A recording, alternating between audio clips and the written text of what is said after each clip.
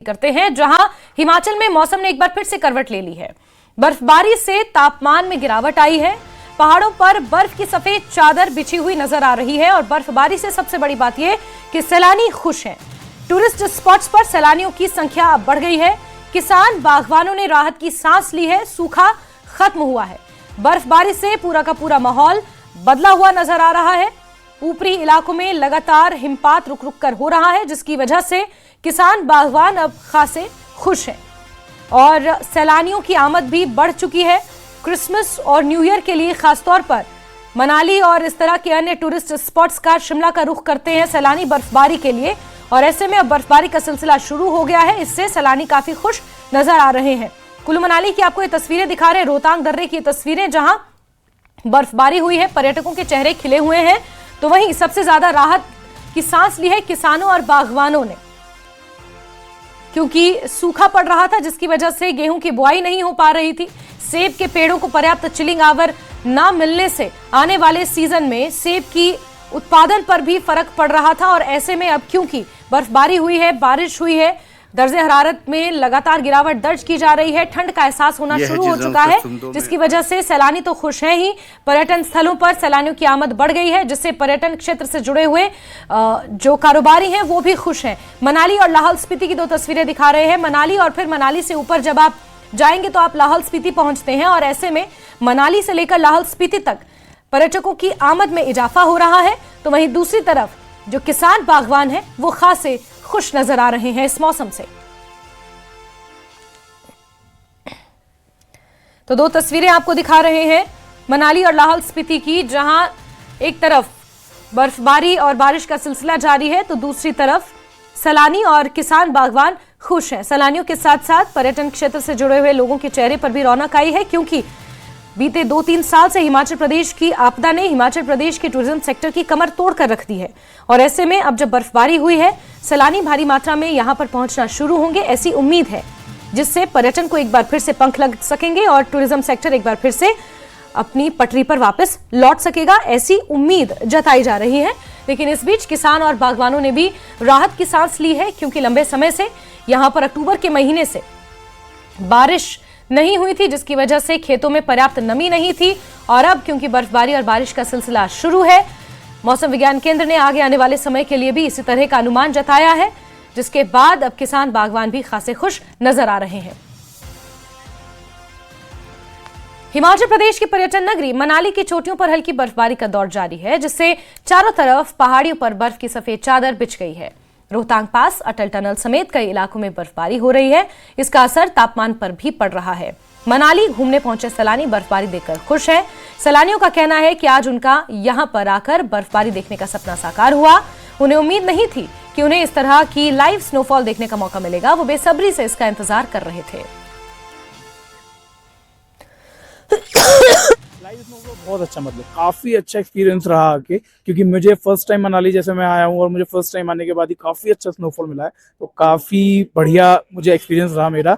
और अभी आगे आगे स्नोफॉल बढ़ता रहेगा तो क्राउड भी बढ़ता रहेगा, बट ये है कि मैं यही कहूंगा कि थोड़ा आइए बट सेफ रहिए सर, क्योंकि सेफ जरूरी है रहना। पहले मैं 1-2 बार मनाली आया हुआ हूँ, बस ये स्नोफॉल देखने को नहीं मिली, बट मैं अभी ऊपर से ही आ रहा हूँ ग्राम्फू के पास से। वहाँ बहुत अच्छी स्नोफॉल हो रही है और पहली बार ऐसे स्नोफॉल देख के, लाइव ऐसे देख के ना, बहुत मजा आया। हम पहली बार ही आए हैं यहाँ पर और हमें उम्मीद थी कि आज स्नोफॉल होगी और बढ़िया रहा। आज स्नोफॉल हो रही है। ऊपर हम सुबह ऊपर ही थे तो स्टार्टिंग हो गई है, अब काफ़ी ज़्यादा हो रही है वहाँ पर, तो बहुत बढ़िया है। मतलब मैं तो यही कहूँगा, जो आना चाहते हैं आओ और एंजॉय करो। हिमाचल प्रदेश के पर्यटन नगरी मनाली की ऊंची पहाड़ी क्षेत्रों में एक बार फिर से मौसम ने करवट लिया और उसके बाद यहाँ पर हल्की बर्फबारी का दौर आरंभ हो चुका है। इसमें मैं खड़ा हूँ अटल टनल के समीप और यहाँ की तस्वीरें मैं सबसे पहले दिखाना चाहूंगा। आप देखते हैं किस तरह के जो नजारे यहाँ पर है। अटल टनल के ठीक जो ऊंची जो चोटियां हैं वहां पर हल्की बर्फबारी का दौर यहाँ पर जो शुरू हो चुका है। जिस तरह लोग, चाहे स्थानीय लोग हो या फिर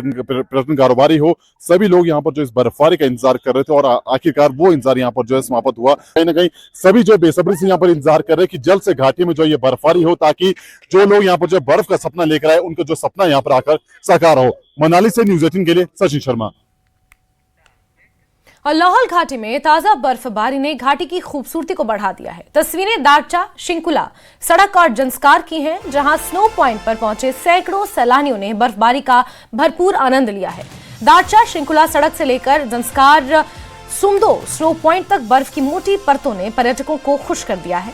यहां सैलानियों ने फोटो सेशन के साथ साथ स्नो एक्टिविटीज भी की और सुरक्षित और व्यवस्थित यात्रा अनुभव के लिए जिला प्रशासन और बीआरओ का आभार भी व्यक्त किया।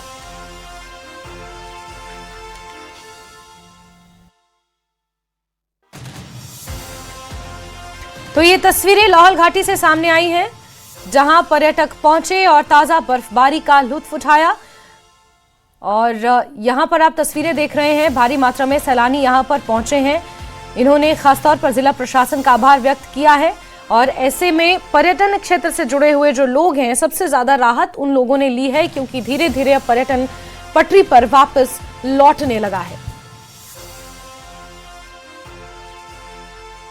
यहाँ पे जो स्नोफॉल हो रहा है, इस टाइम हम स्नो पॉइंट में हैं और लाइव स्नो हो रहा है और यहाँ पे काफ़ी टूरिस्ट यहाँ पे पहुँचे हैं 4x4 गाड़ियों में। तो हम ज़िला प्रशासन का, DDMA का और BRO का तहे दिल से धन्यवाद करना चाहेंगे, जो आज यहाँ पे जो गाड़ियाँ छोड़ी है। और आप देख सकते हैं लाइव स्नो हो रहा है, जगह जगह से टूरिस्ट पहुँचे हुए हैं यहाँ पे। बहुत अच्छा एक्सपीरियंस है, हमें बहुत अच्छा लगा। फर्स्ट टाइम हम लोग आए थे माहौल में, बहुत अच्छा लग रहा है और लाइव स्नो देखने को मिली है। आज मेरा बर्थडे भी है तो इट इज वर्थ इट। हम लोग एक्सपेक्ट नहीं करते कि स्नो मिलेगा, लेकिन यहाँ पे स्नो मिला है। कल तक हम लोग बहुत परेशान थे कि पता नहीं मिलेगा कि नहीं मिलेगा, हम लोग आना वेस्ट होगा। फाइनली स्नो मिल गया और इसी के लिए हम लोग आए थे, तो फाइनली सबसे ज़्यादा मन इनका था तो मिल गया, बस नहीं तो अगली नेक्स्ट टाइम आना था। और इस साल जैसे हम देख रहे हैं कि शिंकुला भी एक पॉइंट बहुत अच्छा खुल गया है, अपॉर्चुनिटी है। जैसे रोहतांग में बर्फ़ नहीं होता तो गेस्ट को शिंकुला में एक बहुत अच्छा मतलब एक और टूरिस्ट डेस्टिनेशन बन गया है। मतलब ये है कि गेस्ट होते थे बर्फ़ के लिए आते थे स्पेशल, कोई हमटा या कोई रोहतांग, वहाँ बर्फ़ नहीं होती थी, लेकिन ऐसा है कि शिंकुला खुलने से शिंकुला में बर्फ़ मिल जाती थी। मतलब एक ये बेनिफिट है मतलब। और सबसे बड़ी बात है कि प्रशासन भी बहुत अच्छे हैं यहाँ। सबसे पहले तो हम प्रशासन के बहुत आभारी हैं कि उन्होंने इस बार ऐसे सीज़न में भी हम लोगों को मतलब कि यहाँ अलाउ कर रहे हैं। यहाँ इससे हमें क्या फ़ायदा है कि जो लोकल हमारे लड़के हैं उनको अच्छा काम मिल रहा है, अच्छा पैसा बना रहे हैं। हमारी प्रशासन से यही अनुरोध रहेगा कि ऐसे ही लोकल लोगों को सपोर्ट करें। लाहौल घाटी में मौसम ने करवट बदल ली है। घाटी के ऊंचाई वाले इलाकों में बर्फबारी का दौर जारी है, जिससे तापमान में भारी गिरावट आई है। पर्यटन सीजन में इस समय बर्फबारी होने से पर्यटक काफी खुश हैं और घाटी के स्नो पॉइंट्स पर सैलानियों की आवाजाही बढ़ गई है। इस बर्फबारी ने किसानों और बागवानों के चेहरों पर मुस्कान ला दी है। मौसम विज्ञान विभाग के अनुसार अगले कुछ दिनों तक मौसम इसी प्रकार बना रह सकता है और ठंड में और भी ज्यादा वृद्धि होने की संभावना है।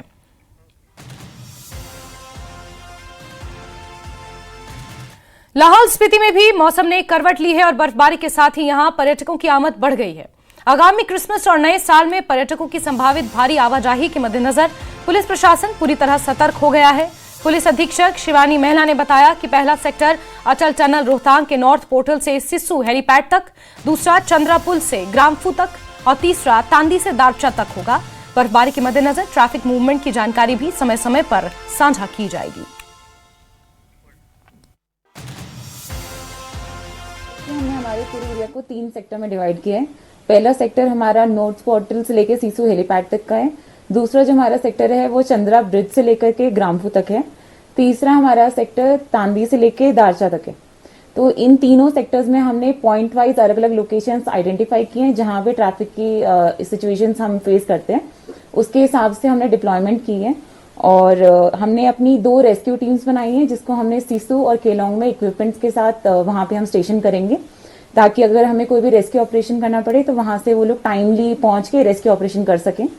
और साथ साथ में मैं 3 बार हम लोग दिन में अपडेट करेंगे रोड की जो हमारी सिचुएशन है, ताकि जो हमारे टूरिस्ट हैं और जो लोकल लोग हैं उसको देख के उसके हिसाब से अपनी जर्नी प्लान कर सके। जी, इसमें हमारे 110 पुलिसकर्मी जो हैं वो कार्यरत हैं, जिनकी मैंने इसमें ड्यूटी लगाई है, जो 23 तारीख से लेके नए साल के बाद तक हम लोग अभी एक्सटेंड करेंगे उसको। तब तक हम उसको ड्यूटी पे लगा के इनको सबको लगा के रखेंगे। और खबरों का सिलसिला जारी, वक्त एक ब्रेक का।